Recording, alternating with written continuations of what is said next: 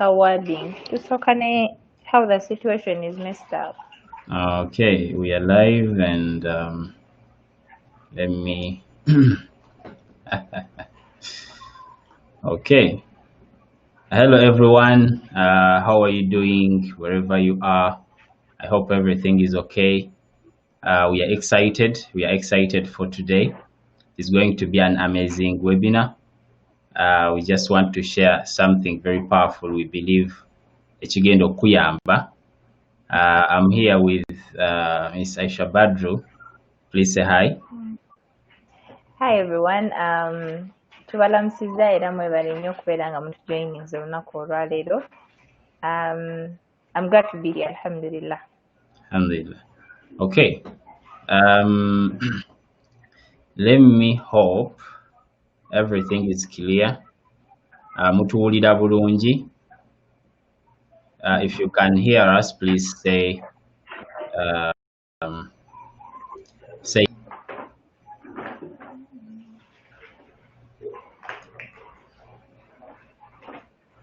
We are going to talk about firstly how things are messed up right now in Uganda and the quarantine thing. Then we introduce what you can do. But before I tell you everything, how the program is going to run, yes, Zena is saying yes, loud and clear. You're welcome. Wogere is saying assalamu alaikum wa alaikum assalam. Nice to hear from you. Rahma is saying yes. Okay. Yes. So many yeses are coming in. That kitegeeza abantu batuwulira. Ekitegeeza abantu batuwulira. Salam has sent salam. Alaikum salam to Allah barakatuh. Okay. It's going to be an interesting session. We also have Salihaddin. Wa alaikum salam to Allah barakatuh. We are excited that you're here. We are live on Facebook, YouTube, Instagram. Yonna gy'oli message tuzifuna, and thanks for tuning in. Okay, so here is what we are going to be covering. This is what you should be expecting. Ekisooka, I want you to understand that the Q&A is going to come in at the end of the session. Okay, so hold on to your questions. Then we are going to be discussing about quarantine in Uganda and how things are messed up. Okay, and what does this mean to you in terms of your business and how you will survive to help and take care of your family. Then together kwogera ku those abroad outside Uganda. How careful should you be and what you have to do when you arrive. Then tugenda kwogera ku working from home and how it has become the new norm. Then we shall talk about the one thing that you need to get clients, abantu basobole okugulako, and the reason why no one is buying or hiring you. Then twogere ku making sales during COVID. Then we shall talk about small business owners, and then the practical solution gye tulina asobola okubayamba. So then we shall invite some guests abagenda okutwegattako wano ku screen nga badiscussing their experience, what are their challenges, kiki kye basinkanye kye bandiyagadde oboolyawo abalala bategeere baleme kugwa mu nsobi ze ezimu, ye kiki kye baakola to succeed. So it's going to be really an interesting session. Musigareko. Hajat is saying alaikum wa rahmatullahi wa barakatuh. Okay.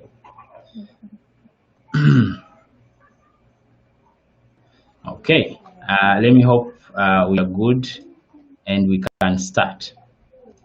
Yeah.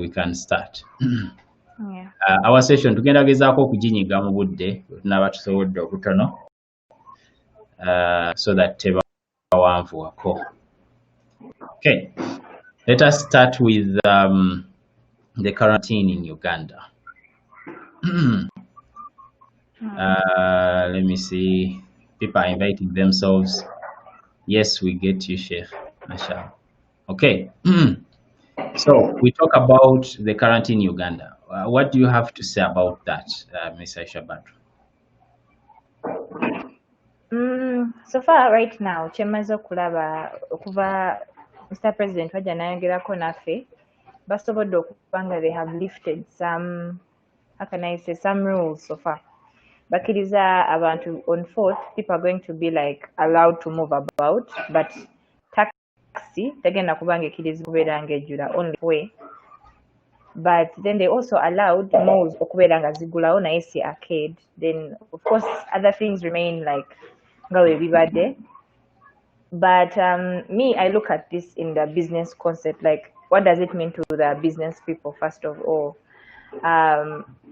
Ekisooka abantu abasinga mu Uganda, like we are middle class people, yeah? We are not like too rich, too poor, we are middle class people.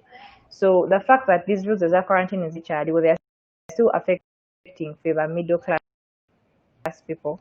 Because arcade, I think abantu abasinga arcade mwe bakola kitegeeza you are still going to have to work from home and wait until all these rules are lifted. So basically that is the situation around here, and the curfew still starts from 6:30 to 7. So basically that is how the whole situation is right now. I always tell people, obodi mu Uganda, you can stand now the situation. Naye abatali mu Uganda waliwo ebintu bye mutasobola kutegeera mpaka nga otuseemu. But it is very good okuba nti owuliriza ku bantu abali mu Uganda kiki kye bagamba era kigenda maaso. Bw'oba weetegereza abali ebweru w'eggwanga bafulumamu kukola n'okusuubula n'ebirala, I would like to ask you, how long have you stayed out of Uganda? Is it months? Is it a year? Are they 2 years? Ebbanga lyonna ne olaba ttono, so many things have changed. Okay?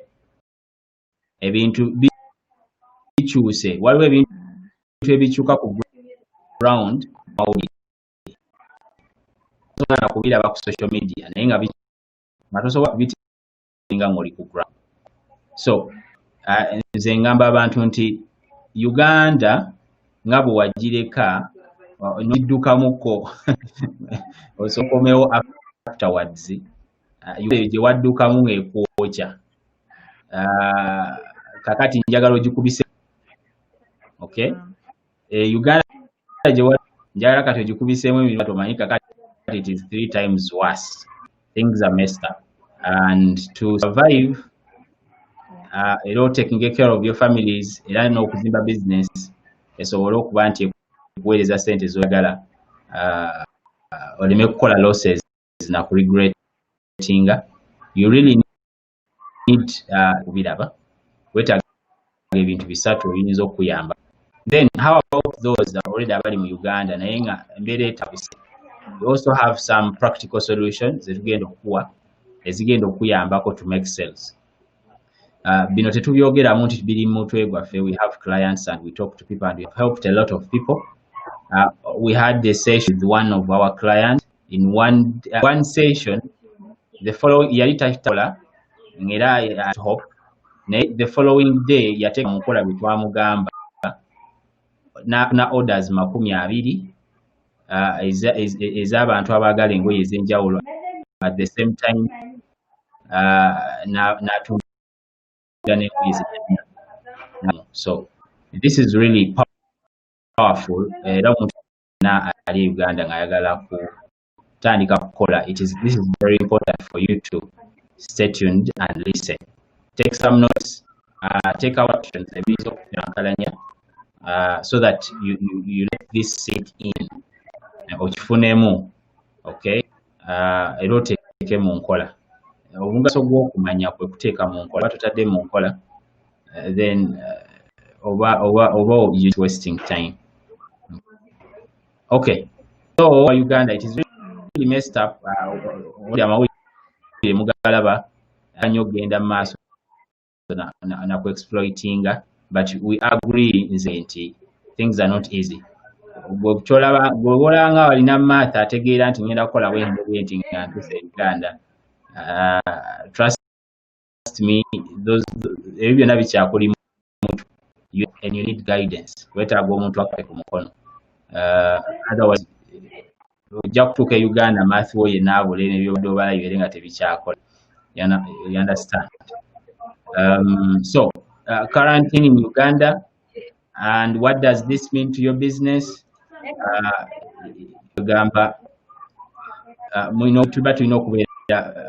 Because this is affecting so many people. People are no longer amaduuka baagaggala, no one is making a sale. Ne bwe yandiyagadde kugulawo edduuka tebasobola kukkiriza kuliggulawo, aye ne waaba aliguddewo ba clients tebaliiwo. Abantu bali nga akale asobola okukyama nakati ne ku street kwennyini, and people are also poor. Teryagula. So things are hard. Abantu basula bali ekibu kimu, they are not eating breakfast, lunch, then dinner or whatever, or supper or kyonna kyokiyise, bali omulundi gumu 1 meal a day. Aye naawo nga bamukisa. You go to families, oh, these were successful people. They are also crying. Nina abantu banyize bemmanyi nga bo batunuulidde abagagga mirimu gyabwe, the corporate jobs era zibasasula, they are still working, naye nga nabo bakaaba embeera etabuse. So things are messed up. Things are really messed up. Kubanga olina gy'okolera nga gy'osula wa njawulo, to access and making that commute is something difficult. So this is all bring us to realize how things are messed up, and we need to now to understand what to do next. Okay, and that takes us to our next step. Those abroad, outside Uganda, how careful should they be? What do you have to say about this, Mr. Shabandra?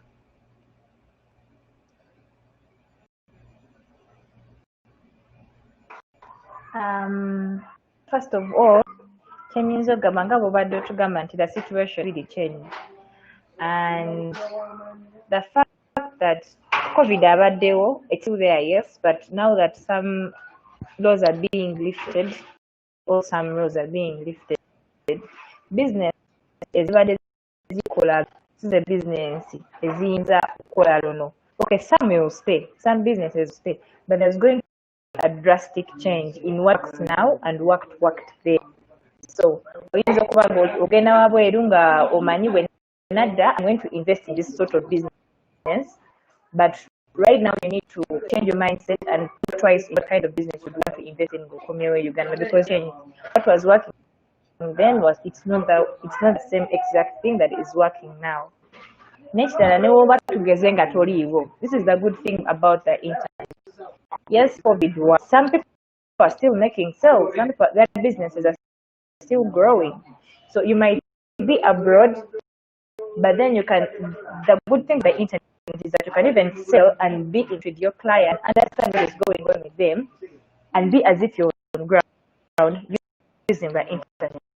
But the trick is how business and everything you call in your favor. So that is where I would like people to put their minds at that. So how can we adjust to the new custom of growth of business and how we can make sales in this time? Yeah, that is what I think. Powerful. As I always say, woboli wa Uganda, business z'obadde obala kati olina okuzibala mu ngeri endala.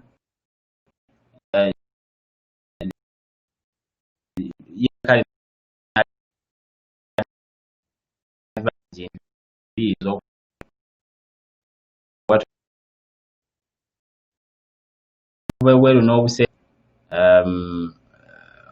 bungi oba butono, it depends gwe nga kyolaba bukumenye obukoleredde tuke Uganda kutetenkanya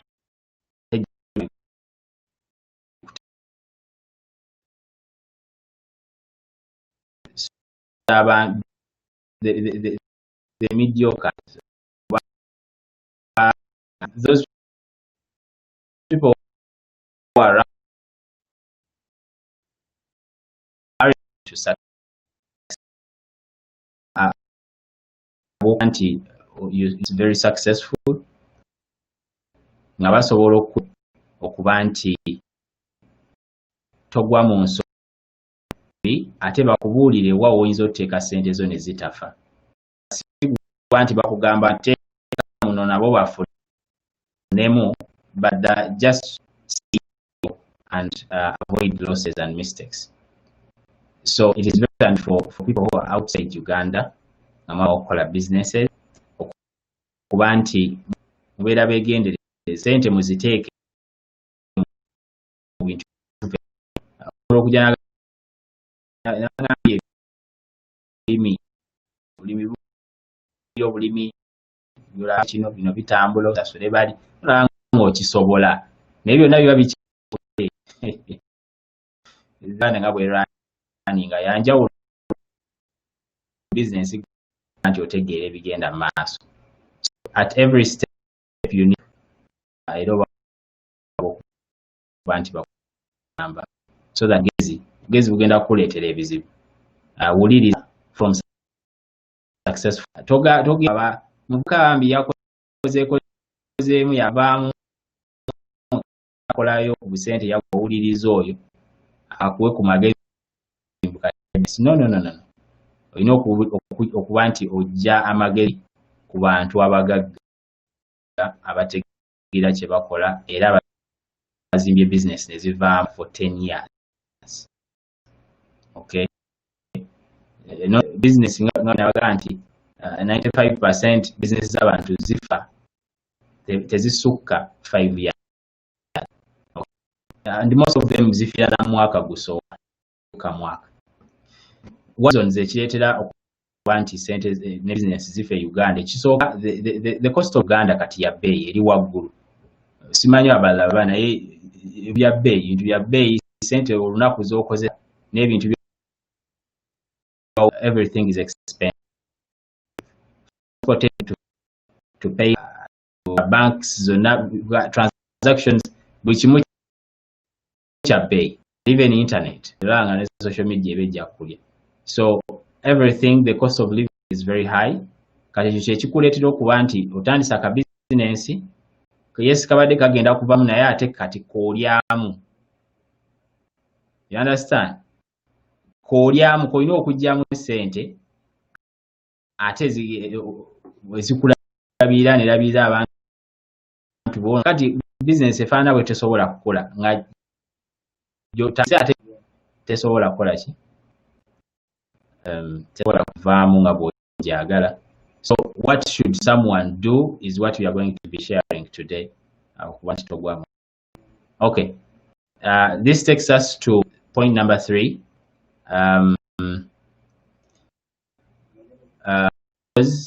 Work abroad. Okay.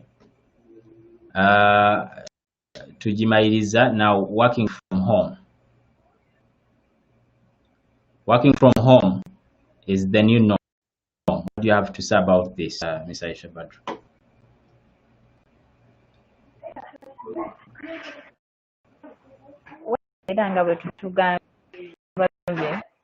The fact that tukyalina bands nyingi tosobola kutambula, sit around and just wait until the COVID again over is lifted. I saw somewhere on the news that we are going to have to learn to live with COVID. Yeah. So even after COVID abantu abamu bagenda kubeera nga they are now more comfortable working from home. People are going to find it like, oh, instead of me going to the market to buy things, so just order them so a lot of people are getting to adjust to work from home. While you are stuck in the mindset of the traditional way of working.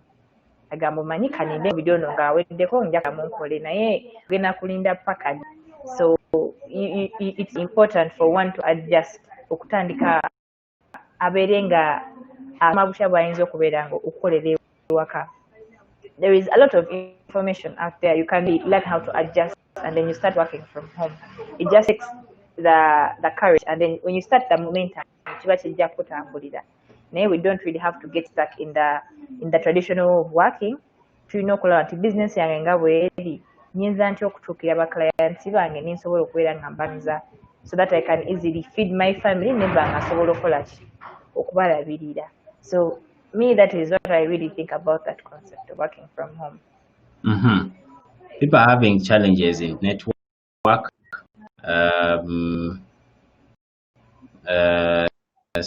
People are saying network is low. I don't know. Naye ndowooza tugezeeko okufunzafunza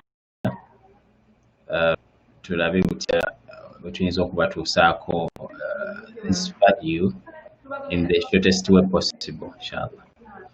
Okay, before to talk about working from home, before working from home, over like it's fancy. I'm working from home. You see, it was a lifestyle. It was the lifestyle. I work from home, blah blah blah. Has not changed anything. It has just accelerated things up. Okay, so working from home now, it is the new norm. Because tomanyi kino kigenda kutwala bbanga ki. Tomanyi kino kigenda kutwala bbanga ki. Oyinza okugaa nti omwezi ogujja bajja kugulawo ne boogerayo omulala. Omwezi ogujja oyinza omwaka guweddeko. What are you going to do? You have to think beyond. You have to take further steps. So it is very important. Abantu bamanya now the working from home lifestyle, it is now the new. And you have to figure things out before kubanga nebinaba bitaggulu nga wayiseewo ebbanga, things are not going to go back there. And if you're having trouble or difficult accepting that, then it is going to force you to accept it when it happens, because ebintu tebigenda kuddayo nga badde kyonkiddmu, ebintu tebigenda kuddayo nga things have changed for good, this historical moment, and if you still higher, then you have a problem. Otherwise kumaliriza olina okubikkiriza lwampaka nga wekutadde. You have to be wise, listen and do what is needful. One of the qualities of successful people is that they are congruent with their values. That is the first thing. But at the same time, they adapt to change. So wanga tosobola kwasagana change nagezaako okulowooza kola ntya na ideas from successful people. Okay, ogenda kukola ki, ogenda kusanga obuzibu bw'amaanyi. You won't be able to survive and take care of your families. So working from home was the point. And Mona is saying working at home is if market yourself, there is free audience. Okay, she was supporting the idea of working from home. So basically, if you can't work from home, then your challenges are going to hit home. Okay, that takes us to the solution.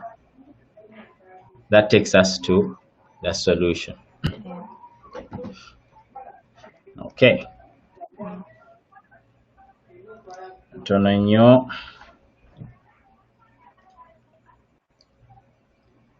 Yes, I'm going to hand the mic to Taisha Badru. Plus something about what could be the way forward. What can someone do already in a business Uganda okuba nti making a sale and to thrive and to stand out? because waliwo abuuziza erinnya lyo, people would like to to know you abajampinze inlet. Oh. I think they want to know you then. What do you do? I think kukireeta ku nkomeero. So what's your name and what could be the possible solution? So again, my name is Aisha Badru, and the solution to this, kati already obadde in a business yo, naye bakugadde. So if you were lacking before COVID, you had the numbers is that my clients go. Make sure you keep in touch with them. Yeah, so maybe create WhatsApp and check on them. Be like, guys, I have these products. Cause a new stock. Does anyone want it? So it's very important for you during this time to keep connected with your clients. But then oyinza okwebuuza kale abantu balina tebalina bulungi ssente okweyiiya. Find the uniqueness in your business that will make people want to buy from you even during this time. That's important. Ask yourself, what is that something that is unique about my business that will make people want to buy from me even during this time? Yeah. Then, if maybe you didn't have the chance to collect the numbers of your clients, but we have social media, Twitter, Facebook, Twitter, Instagram. We have all these wonderful platforms. Twitter. There is a certain way, because now you have abantu bangi abalina business and they post on Facebook. See, if you want this inbox, you put the number, you even put the price. By you doing that, you're literally making yourself you're not telling the client, you're waiting for them to contact you, but you're not engaging with them. So it's very important to use the social media. You engage more with people, create that friendship, and then you can be able to sell to them. Yeah. So that's one of the solutions that I think. But then also, let me say, you can even create Facebook groups. Yeah, I do have a group whereby I actually help people, small business owners, whatsoever. Sorry about the noise. Mr. Musino, do the noise. Sorry? Are you hearing the noise? You can't. Is there a noise? I don't know. There was a noise, but it's now done. Okay. So I was talking about the solution. So you might be there. I don't know how the marketplace works. So I do have a business for I do have a group, a Facebook group it's for small business owners only, and I basically help out Facebook, because there is actually a system. There is a system you're supposed to follow. There is an algorithm you're supposed to follow if you want to have that big sale on Facebook. It's not, but oba ng'okimasinze ng'okiyize kiba kyangu nnyo era oba osobola okubeera ng'otunza abantu bo. Yeah. Powerful. So basically, how can you put it in simple terms? Omuntu ayinza kukola ki leero venture to start building the clients circle n'okuba nti abantu batandika mugulako. What could be the formula in summary? Well, first of all, you can use your profile, your personal profile, Facebook personal profile. Mm-hmm. Start posting about your products. Then you can also create a Facebook. Okole a very nice cover photo eraga what your business is really about. Abantu nga bajja ku page yo amanya what it's all about. Then you post engaging content. But then, since this time it's really hard to sell to someone unless they really need your product, make sure that your business impacts people's lives. Give them value, help them in a certain way, and then they will have the love to also buy from you.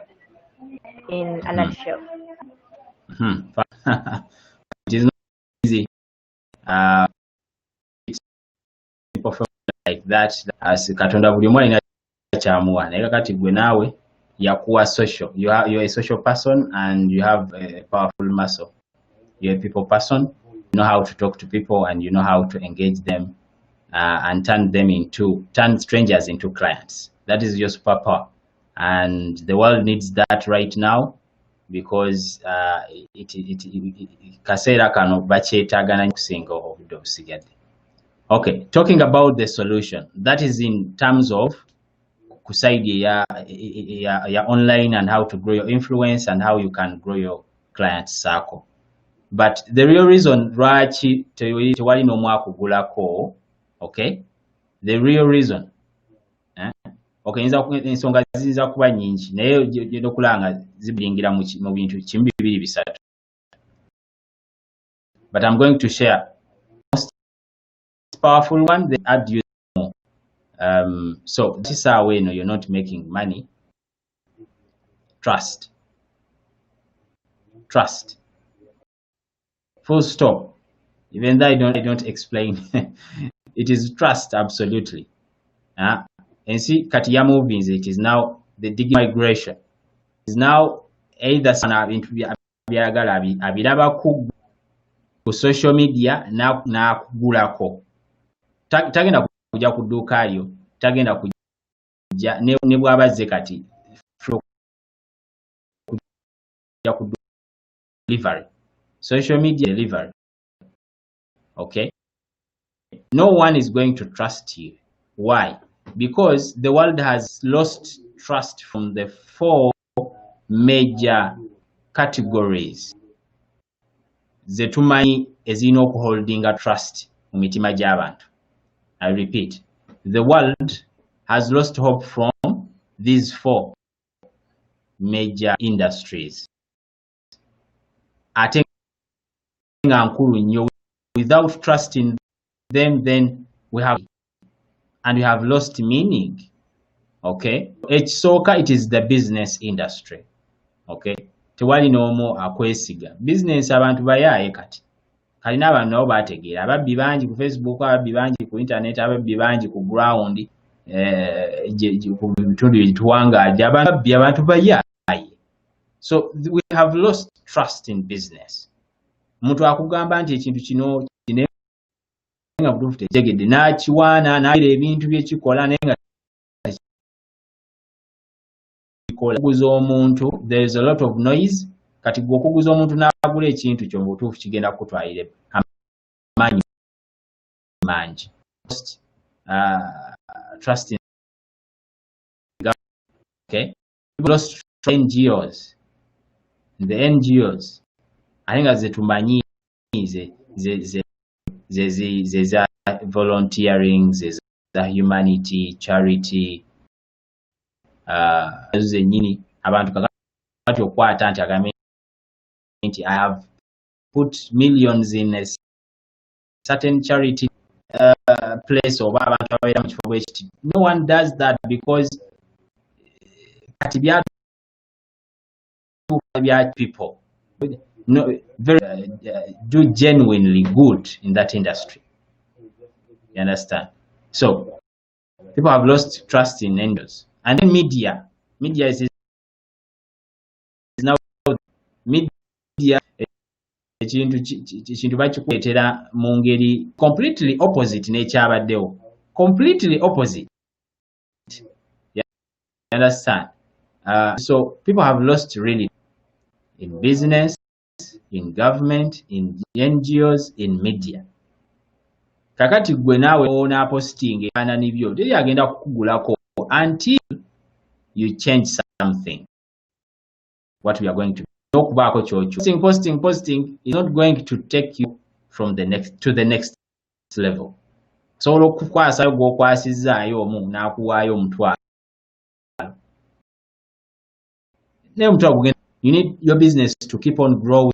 Esobole okuba nti ekola ebintu ebinene ebyetaago, covering ebinene by'omanyi mu bulamu bwo eri abantu. It is not all about surviving. Kukolayo omutwalo n'oteekayo ebifaananyi 10 n'oteeka n'eri funayo agamba njagala n'akugulako n'akuwa emitwalo 2 gigenda kukolera ki? You understand? So it is really very important to know that in order to make money right now, you need to build trust. Okay? You need to build trust. Trust is the number one reason why no one is buying from you. Okay? Why no one is buying from you. But I'm going to ask you, when we talk about making sales, when was the last time you asked someone to buy from you? Okay? Naliyagadde okumanya. When was the last time? Umar is saying, okay. People, comment section. Okay. So I was saying, don't tell me, okay, but give that answer to your mind. Think about it. When was the last time you asked someone to buy from you? Because the number of people you ask to buy from you correlates to the number of sales you make. Sales bring in more cash, and cash helps your business grow. So without that, make so that akaseera katuuse, people need to be helped to make a decision. Sikuteekayo nga nti kanteekeyo basalewo. That is not a business. That is not a business, and you can't rely on that. Okay? When you post, you have to help them make a decision. Make it easy for them out. It is actually a simple step, but people really complicate business issues. Okay? It is very simple. First step, clients hear about you. That is first step. Clients hear about you. Second step, they have a session with you. Third step, they buy from you, or they hire you. 3, byangu. Don't complicate things. Business is easy. Clients hear about you. They have a session with you, and then simple, but to put it in practice. Okay? So, building awareness, abantu bakutegeere, and you have to position yourself as an expert. Omuntu bw'atuuka ku jonaga, ono kyakola akitegeera. You understand? Then, don't let people ask byameka oga nti mitwalo 18 taddamu kulabika, taddamu na kuliplayinga ngadduka. Okay? So you need to make people okuba nti they engage with you on a call. Waliwo ebintu you have to shift the business from text to a call. You understand? Kugamba bw'obanga tosobola kuba nti owuliziganya ne client n'omukubira omunnyonnyole muhange that conversation era omuguzi ate tomupushi nti olinga ali needira akuguleko. Stop calling people n'okuba nti obagamba nti please buy from me. Banaye temumpisaako se. You look needy. Okay?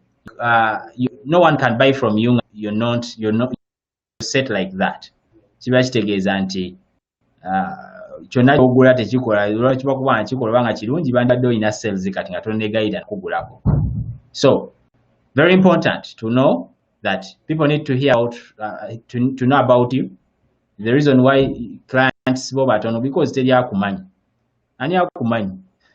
Era bakubanga omanyikiddwa wandibadde olina bakasitoma bangi. Teri akumanyi. Abakumanyi be bakwetoolodde. You need to grow your reach.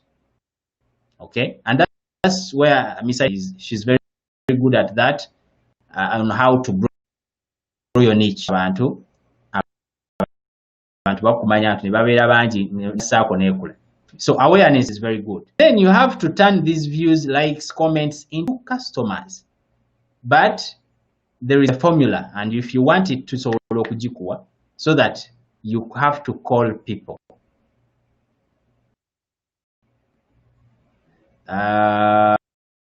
Someone is saying nti Sheikh olumu oyina okwegonzaamuko. Okay. So okwegonzaamu, it is okay, because your client is your hero, okay, is your boss. But again, when you're selling is change, you're leading people to change. Oyagala agula olugoye olupya, for example, kitegeeza oyagala agule olugoye lw'anaayambala abeere muntu wanjawulo. But people need really to follow aba leading to change nga they feel confidence. That is how they say, oh, let me follow this one. Okay? So it's very important okuba nti tuva mu kuba nti posting olinze abantu to bringing those clients to a call. How do you do that? A call is very easy to sell something than a text. When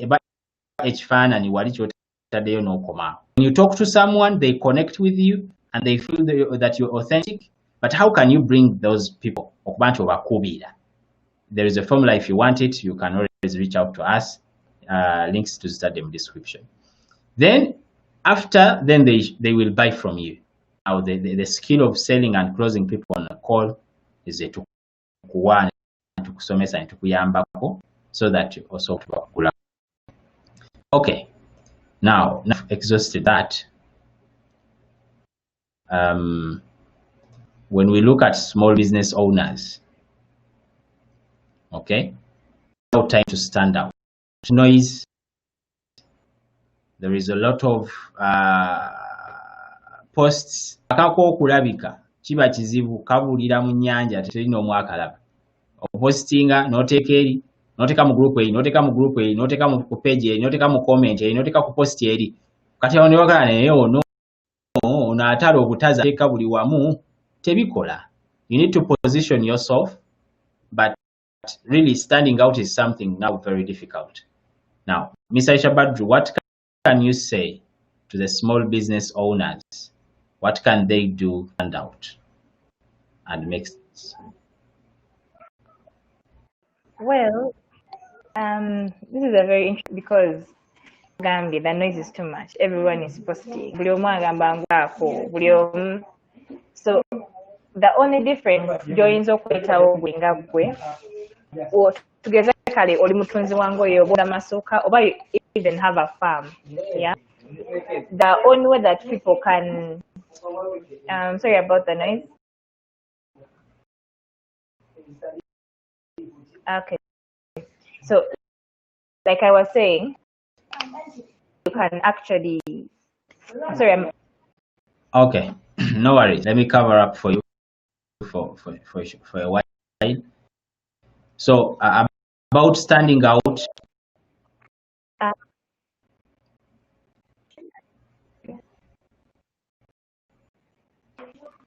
Yes.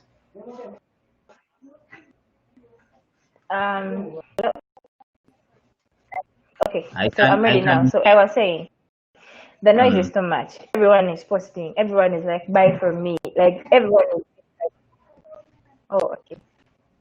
So I was saying, like, everyone is posting. Everyone is so the only way you can stand out as a business, or ina farm gwe otunda bintu nga otunda ngoye otunda watches. Let me give an example. For example, mutunga atunde ngoye, hijab, bukaya, or any sort of clothes. When you put your clothes, ogenda kwanga omuntu ono atadde olugoye lwe nti mungule, this is the contact number. Then wali omuntu omugoye agambye, if obanga oli liking kano kwenyi kayinza okunyumira. People will be like, oh, we just might not agree na mira. So someone will save that first, or will share it to a friend. Agamba ono nabimanyi engoye. Omuntu ono next day nadam na postinga. If you want this pair of this kanzu, yeah, contact me. This is the number. Omuntu ono bina postinga. You are dark skinned. The grey kanzu good on you. So what is the difference between these two? Ono ateka abantu bamuguleko, ono enter customer be n'abawa tip n'aba impacting. So the more you give tips and invite people to have a conversation with you, n'obasomesa kale kano kakala kaba kakunyumira kano woba farm. This is the kind of meat that can really do for you. Yeah. So the difference, that is when you're going to be able to stand out. If you impact people's lives, give them tips. Yeah. That is the only way you can stand out. But if you're going to just mulako is the number, mongoleko, you're going to sound like everyone else. The only way you can be unique as a small business owner is you try to interact with your clients. That is number one, but interact with them with how. Use your product to interact with them. Give them how they can use that product that you have. And at the end of the day, omuntu aba kitegeera nti bw'otegeera ebintu by'engoye, oba otegeera ebintu bya makeup, oba otegeera ebintu by'engatto, ajja kujja akugambe ina size bwetu, olowooza ki ekiyinza okunyumira, omugambe I think this one, agambe okay nti okiyina nti ye, then agguleko. I think that is the best way someone can really stand out for a small business owner than just posting and telling people what you have. So abantu ababa baagala okuba nti they join your private mastermind babeere nga bafuna tips on how to make sales and how to provide value, bakola batya? How can they get you?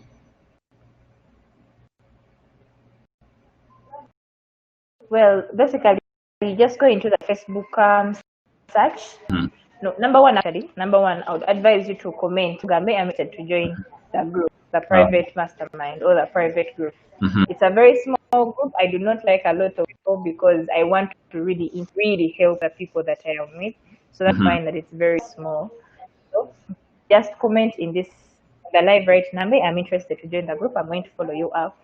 Or so log in up Facebook.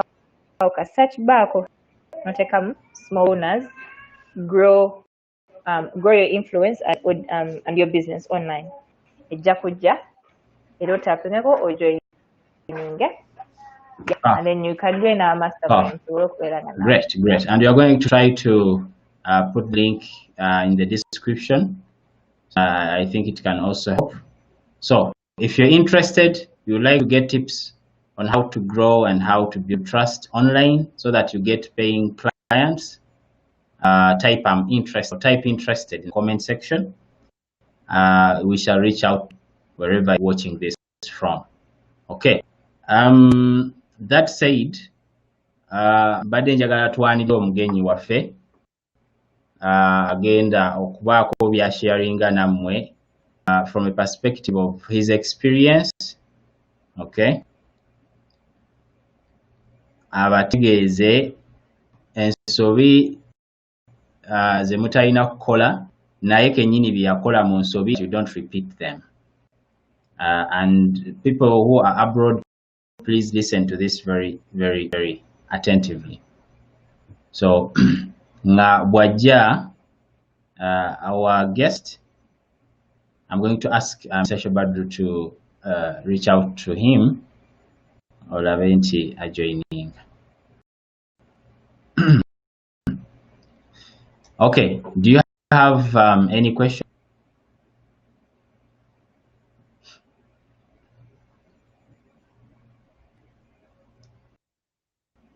Do you have any questions before we bring in the guest?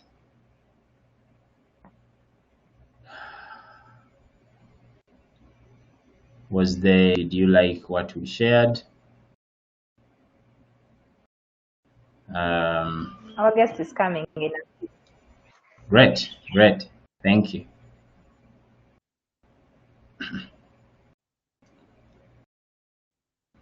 Was this helping?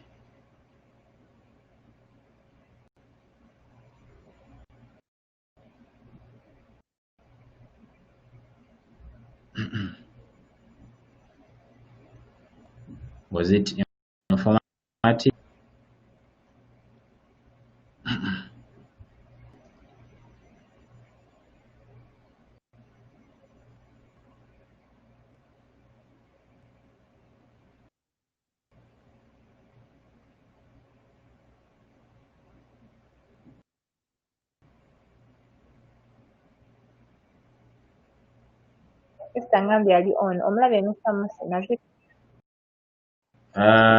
Tatuuka tanaba kutuuka naye nga Okay, just tumulinde azze azze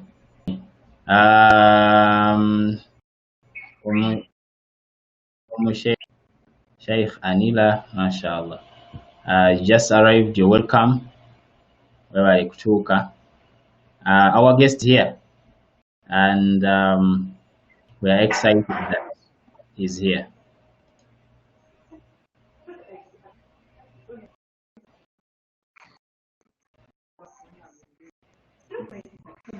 Hello. isn't yet Assalamu rahmatullah. Science okulaba ssebo.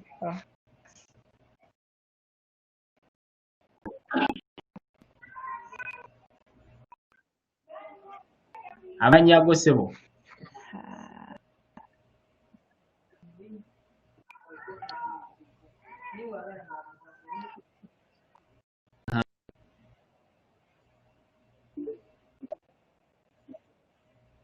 Mhm. Mhm. Mhm.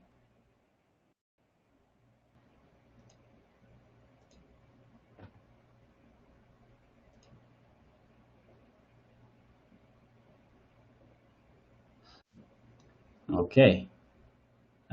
Sorry about that. This is just a continuation of the first live. Tugenda gezaako kuteeka link mu video eno.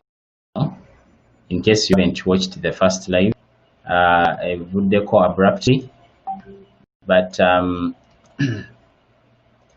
we are going to continue from here. We are going to continue where we have stopped from the first live, and we are going to make it short, inshallah. Okay. Let me bring in our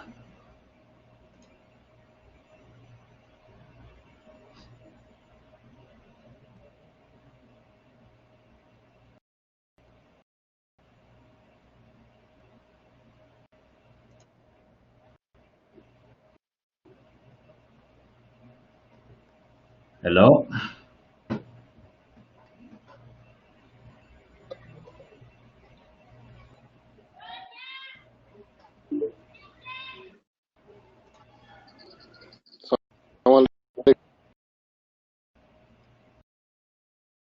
Alaikum assalam.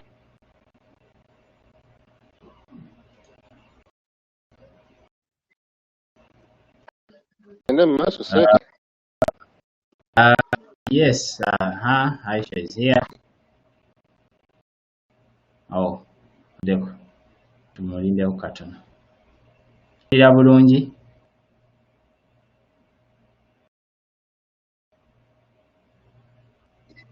Nkuwulira bulungi.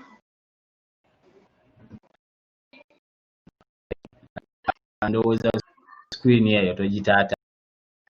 Mukama wange. Yes, naye nga tunaba kutandika. Someone Okay. said, are you off topic? Okay. So basically, we were talking about, yes. Someone is saying, I'm off topic. Okay. Hear us? I can see you. I don't know if you hear us.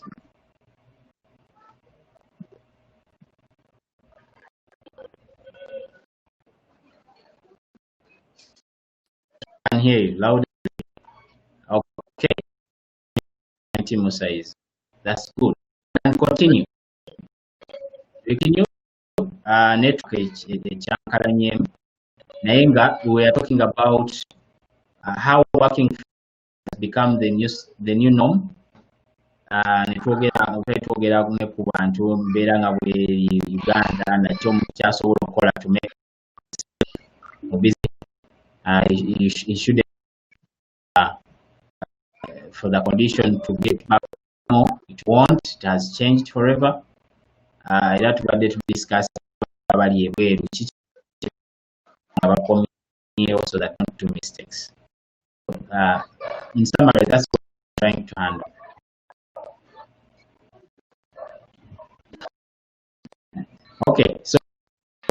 Musa, please, you can proceed. I'm going to Sasha Badru to lead the conversation with our guest as I attend to comment.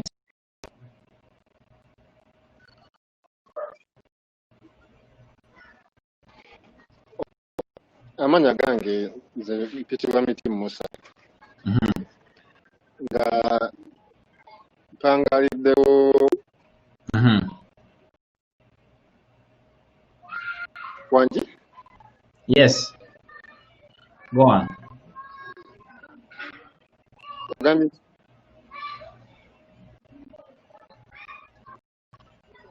ngende maaso. Yes.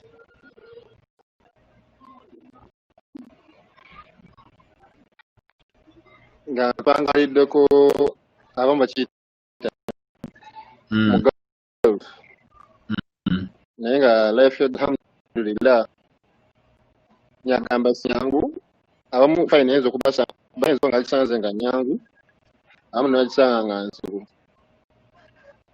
Nze galo nagiyingira 2016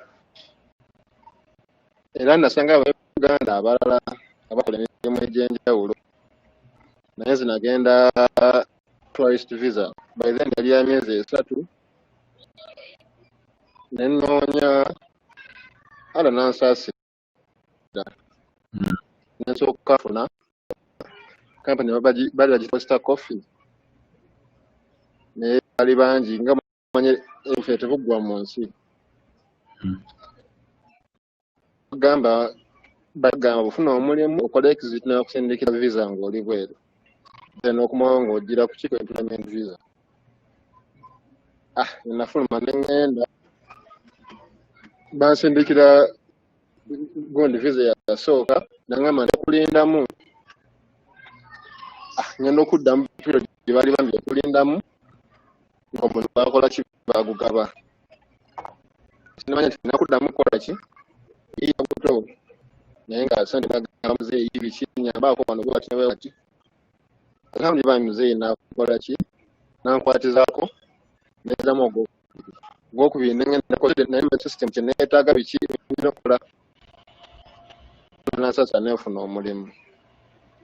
Omulimu gwe nafuna baguyita kangambe security naye security eyo nene banagana bageneralize nga security naye nga bwoba oli bakita customer care muri different field nga bakola ku airport yala bakola wa all kind of ku bisaawe naye genayitamu wano ku visit abaana bali ku visit abamu batekamu sente.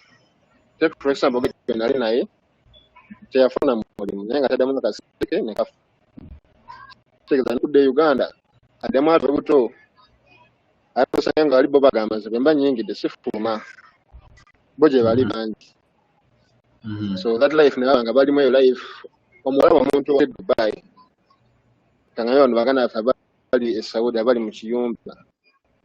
The funniest thing takulaga the bad life akulaga the good life naye tumanyi biki byayitamu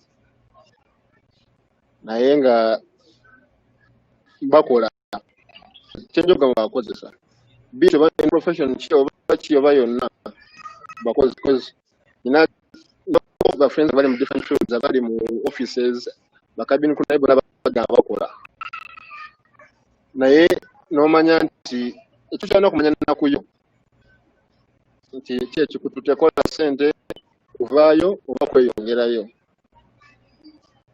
Zona genda nefuna omulimu okufuna mu security era mbadde mu past 4 years era omikinga abantu ab'enjawulo asobola kuba bagiyita Dubai Parks and Resort nkolayo eyo nevayo nenyingira bagiyita yali data center naye nga sibyakubona sijjaga nti kubonaabona like other people basafaringamu that omwana ava e Uganda akasente kafunye akafunidde mu loan kalina okujja okubanga that loan atafuuka nga naye eyimirizaawo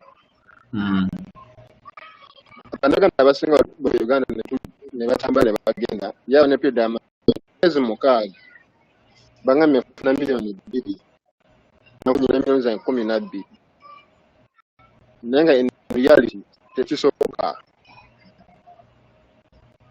Bw'otuuka kati nze kanyiga mu field gye mmanyi nti security otuuze balina okuza ku training eyo bagita ya SIRA abadde bagita PSBB nti ogenda kugyako ekitono nnyo omwezi gumu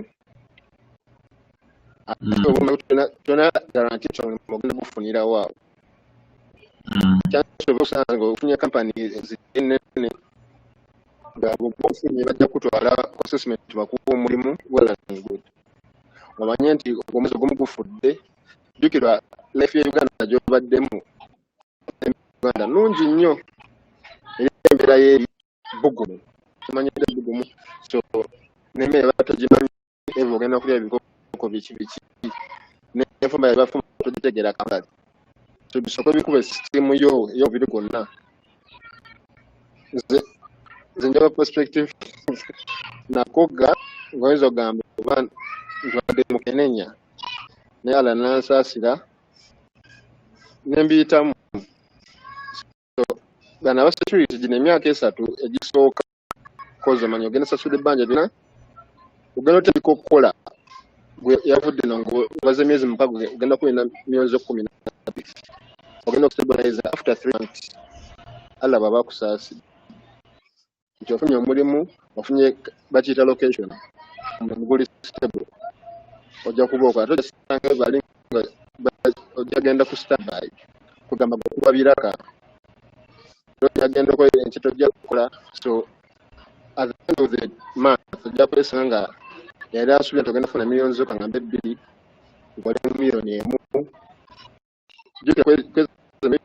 kampani ezisinga tezikuwa mmere kujja ekyogenda okulya okusurvivinga aba oli awo abeeka bagambe bamuzeeyi mulwadde muganda wa mulwadde ate tomulekerere mukwatizaako so nowesanga nti obulamu bugenda okuyitamu bali baganda bamikono gyaffe okona omulimu ogusuka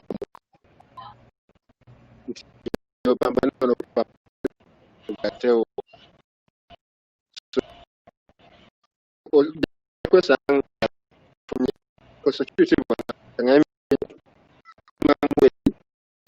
ojja kuba milioni kwata milioni 2 ojja kuba kama ogenda kwerumya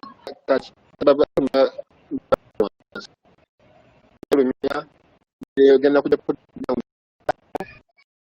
tori extravagant the end of the month edira muyano 15 emune olina okuving okakana emyaka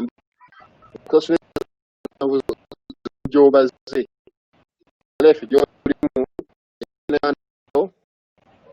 buli kimu teri kintu bw'oba osanze nga kampani ejja bbawo emmere ng'ovudde kwa hotel abali mu hotels ne osanga security company zonna nga ba free food provision ojja kulya ku yaabwe so gye kulya bajja kugira kozeewo omwana asaze okudda e Uganda asobola okukolamu nga yasasula looni ye akataka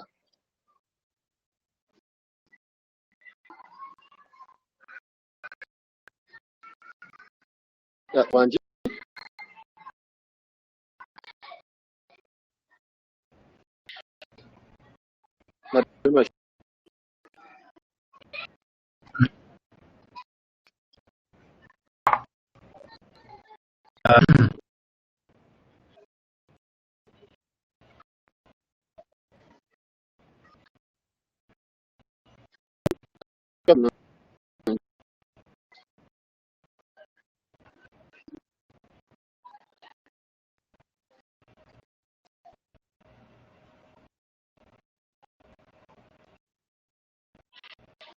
Okay, kati I would n'emikwano gyange suggest gamba tukuwulira. ya So I would suggest maybe cast from Zoom because abantu kyeka tebatuwulirirako ddala kakutuka ate nga what we are valuable. So I think let us use Zoom so that we broadcast from there. Our viewers, sorry about that. We are going to go live again once again in different platform and we'll be there soon. Just give us a minute. So.